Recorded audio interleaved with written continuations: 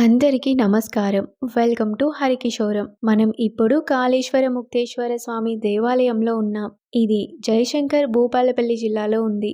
ఇక్కడ ఒకే పానవట్టం మీద 2 లింగాలు ఉండటం అనేది విశేషం. ఒకటి శివుడు, మరొకటి యముడు. అందుకే దీనిని దక్షిణ కాశీ అని కూడా అంటారు.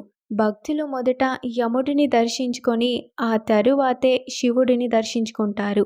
ఇక్కడ యమధర్మరాజు శాంత స్వరూపంలో ఉంటారని నమ్మకం. గోదావరి, ప్రాణహిత మరియు అంతర్వాహినిగా ప్రవహించే సరస్వతి ఈ త్రివేణి సంగమంలో స్నానం చేయటం పుణ్యమని భక్తుల విశ్వాసం. ఇక్కడ ప్రకృతి రమణీయత మాత్రం చాలా బాగుంటుంది. కాళేశ్వర ముక్తేశ్వర స్వామి దేవాలయం పవిత్రమైన త్రివేణి సంగమం వద్ద ఉండటం వల్ల పితృకార్యాలకు ప్రశస్తమైన క్షేత్రంగా పరిగణించబడుతుంది. అందుకే మా తాతయ్యకి పిండ ప్రదానం చేయటం కోసం మేము వచ్చాం. 4 కొడుకులకి వరుసగా 5 ఆడపిల్లలం అయినా కూడా అందరిలా ఏ ఒక్క రోజు మనవడు రాలేదే అన్న బాధ ఆయనలో లేదు. అయ్యో అందరూ ఆడపిల్లలేనా అన్న వారితో నేను చనిపోతే నా చుట్టూ కూర్చొని ఏడుస్తారు నా బిడ్డలు అనేవాడు మా తాతయ్య. అడగకపోయినా ఆయన పేరు నిలబెట్టడానికి వంశోద్ధారకునిచ్చాడా దేవుడు. మేమందరం ఇంటి పేరు మార్చుకొని వెళ్ళిపోయే వాళ్ళమే. వాడొక్కడే మా తాతయ్య వంశాన్ని మోసేది.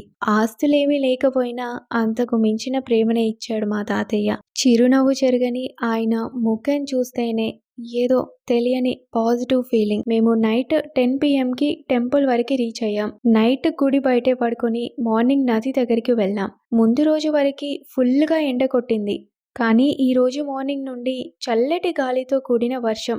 వాతావరణం చాలా చల్లగా ఉండే, తట్టుకోలేనంత చలి. కానీ చూడటానికైతే చాలా సూపర్గా ఉండే వెదర్. చల్లటి గాలి, మొత్తం నల్లటి మబ్బులు. ప్లేస్ సూపర్గా ఉండే. వాటర్ని టచ్ చేయాలంటేనే వణుకు పుట్టింది. అయినా కూడా స్నానాలు చేసి చేయాల్సిన కార్యక్రమాలన్నీ చేసి రిటర్న్ అయ్యాం.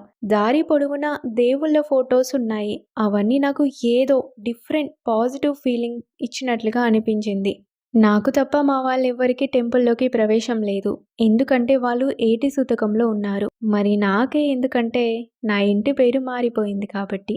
అందుకే మగపిల్లాన్ని వంశోద్ధారకుడు అంటారు. టెంపుల్ ఎంత బాగుందంటే నేను చాలా పాజిటివ్గా ఫీల్ అయ్యాను. మళ్ళీ ఎప్పుడైనా ఇంకోసారి ఖచ్చితంగా రావాలి. జస్ట్ ఏం లేదు, టెంపుల్లో ఒక పక్కన కూర్చొని ఒక 1.5 అవర్ జస్ట్ కళ్ళు మూసుకొని దేవుణ్ణి ధ్యానం చేస్తూ ఈ ప్రపంచంతో సంబంధం లేకుండా ఓన్లీ మెడిటేషన్ మూడ్లోనే ఉండిపోవాలి అనిపిస్తుంది నాకు. ఖచ్చితంగా ట్రై చేస్తా. లడ్డు ప్రసాదం అయితే తీసుకున్నా.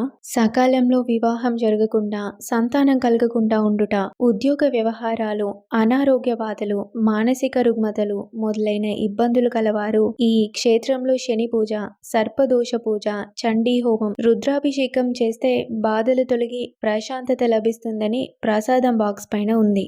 నేను దర్శనం కంప్లీట్ చేసుకున్నాక రిటర్న్ అయ్యాం. దారిలో మాకంటూ ఒక బ్యూటిఫుల్ ప్లేస్ అయితే ఉంది. ఇక్కడికి ఎప్పుడొచ్చినా సరే ఇక్కడే ఆగి వంట చేస్తారు. ఒక 6 to 7 years బ్యాక్ అయితే ఈ ప్లేస్ అంతా చాలా నీట్ గా ఉండే. కానీ ఇప్పుడు తాగి పడేసిన బాటిల్స్, చెత్త చెదారంతో నిండిపోయి ఉంది. వచ్చి రాగానే మా వాళ్ళు ఇప్ప పువ్వు ఏరటం స్టార్ట్ చేశారు. ఇప్ప పువ్వు అంటే ఇలా ఉంటుంది. స్మెల్ అయితే చాలా బాగుంది, కానీ టేస్టే నాకేటో అర్థం కాలేదు. ఇప్ప పువ్వు సారా తెలుసా మీకు? మా వాళ్ళు దీంతో లడ్డూలు చేస్తారట. చూడాలి టేస్ట్ ఎలా ఉంటుందో. అయితే అప్పుడు బాగా తెల్లగా ఉంటుంది పువ్వు. ఇది వాసన వస్తుంది. మనం ఎక్కువ గందురాగానే దీని కొరకు ఏమో తేలిక జీవరాశి మంచిగా చెట్టు కింద పడి అవి పువ్వులు ఎప్పుడు రాలుతాయి అంటే 4 గంటలకు రాలుతాయి.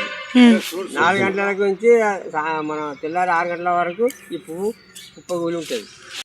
10 సంవత్సరం అది నరికినావా నీరు కుట్టియాలి. కుట్టినాక ఇట్లా ఆకు బాగా దిబ్బతుంది. మోసరాకులు ఇక వేడి వర్షం పోయింది.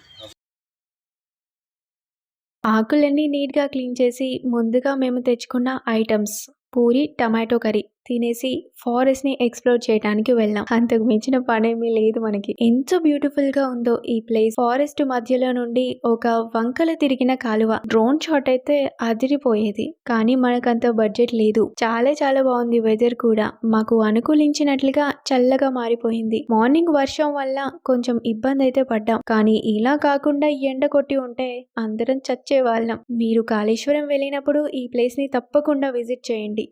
చాలా బాగుంది. మీకు కూడా తప్పకుండా నచ్చుతుంది. మీలో ఎవరైనా ఈ ప్లేస్కి వెళ్ళుంటే నాకు తప్పకుండా చెప్పండి. Thank you.